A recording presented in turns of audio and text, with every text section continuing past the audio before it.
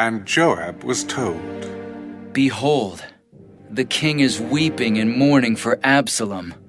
So the victory that day was turned into mourning for all the people. For the people heard it said that day, "The king is grieved for his son." and the people stole back into the city that day, as people who are ashamed steal away when they flee in battle. But the king covered his face, and the king cried out with a loud voice, "Oh, my son Absalom! Oh, Absalom, my son! My son!" Then Joab came into the house to the king.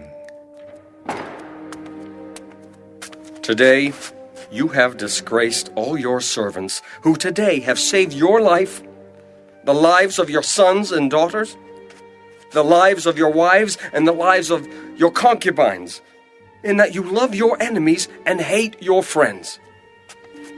For you have declared today that you regard neither princes nor servants.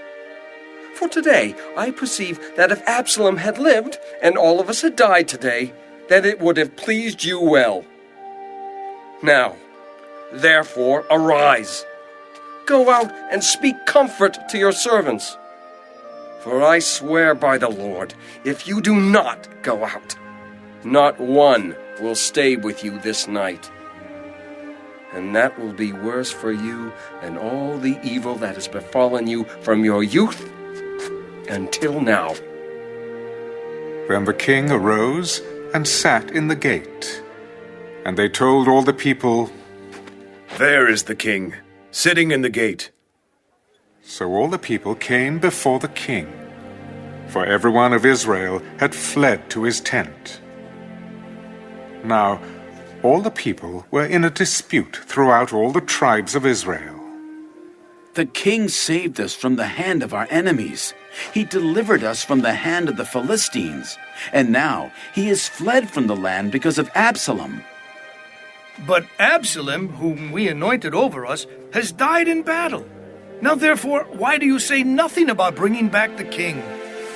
So King David sent to Zadok and Abiathar the priests. "Speak to the elders of Judah, saying, Why are you the last to bring the king back to his house, since the words of all Israel have come to the king, to his very house? You are my brethren. You are my bone and my flesh. Why, then, are you the last to bring back the king? And say to Amasa, Are you not my bone and my flesh? God, do so to me, and more also, if you are not commander of the army before me continually in place of Joab." So he swayed the hearts of all the men of Judah, just as the heart of one man, so that they sent this word to the king: "Return, you and all your servants." Then the king returned and came to the Jordan.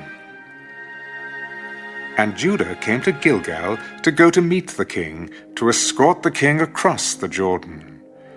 And Shimei, the son of Gera, a Benjamite, who was from Behurim, hurried and came down with the men of Judah to meet King David. There were 1,000 men of Benjamin with him, and Ziba, the servant of the house of Saul, and his 15 sons and his 20 servants with him. And they went over the Jordan before the king. Then a ferry boat went across to carry over the king's household, and to do what he thought good. Now Shimei, the son of Gera, fell down before the king when he had crossed the Jordan. "Do not let my lord impute iniquity to me, or remember what wrong your servant did on the day that my lord the king left Jerusalem, that the king should take it to heart. For I, your servant, know that I have sinned. Therefore, here I am, the first to come today of all the house of Joseph to go down to meet my lord the king." But Abishai, the son of Zeruiah, answered, "Shall not Shimei be put to death for this, because he cursed the Lord's anointed?"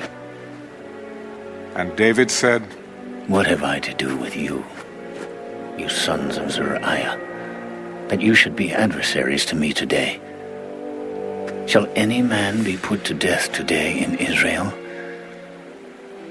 For do I not know that today I am king over Israel? Therefore the king said to Shimei, You shall not die. And the king swore to him. Now Mephibosheth, the son of Saul, came down to meet the king. And he had not cared for his feet, nor trimmed his mustache, nor washed his clothes from the day the king departed until the day he returned in peace. So it was, when he had come to Jerusalem to meet the king, that the king said to him, Why did you not go with me, Mephibosheth? My lord, O king, my servant deceived me. For your servant said, I will saddle a donkey for myself, that I may ride on it and go to the king, because your servant is lame. And he has slandered your servant to my lord the king. But my lord the king is like the angel of God.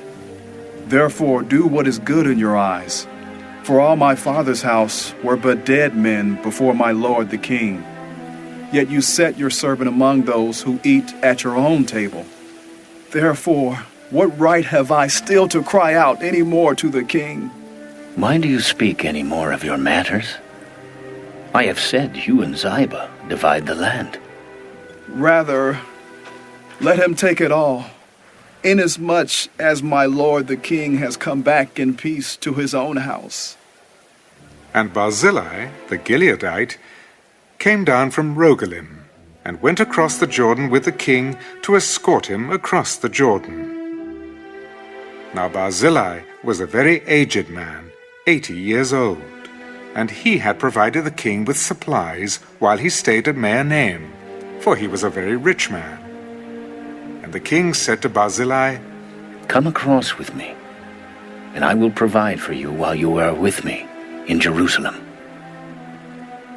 How long have I to live, that I should go up with the king to Jerusalem? I am today 80 years old. Can I discern between the good and bad? Can your servant taste what I eat or what I drink? Can I hear any longer the voice of singing men and singing women? Why then should your servant be a further burden to my lord the king? Your servant will go a little way across the Jordan with the king, and why should the king repay me with such a reward? Please let your servant turn back again, that I may die in my own city near the grave of my father and mother. But here is your servant Kimham. Let him cross over with my lord the king, and do for him what seems good to you. Kimham shall cross over with me, and I will do for him what seems good to you. Now whatever you request of me, I will do for you. Then all the people went over the Jordan. And when the king had crossed over, the king kissed Barzillai and blessed him, and he returned to his own place. Now the king went on to Gilgal, and Kimham went on with him.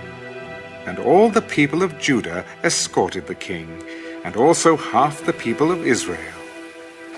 Just then all the men of Israel came to the king. Why have our brethren, the men of Judah, stolen you away and brought the king, his household, and all David's men with him across the Jordan? So all the men of Judah answered the men of Israel, Because the king is a close relative of ours. Why then are you angry over this matter? Have we ever eaten at the king's expense, or has he given us any gift? And the men of Israel answered the men of Judah, We have 10 shares in the king. Therefore, we also have more right to David than you. Why then do you despise us? Were we not the first to advise bringing back our king?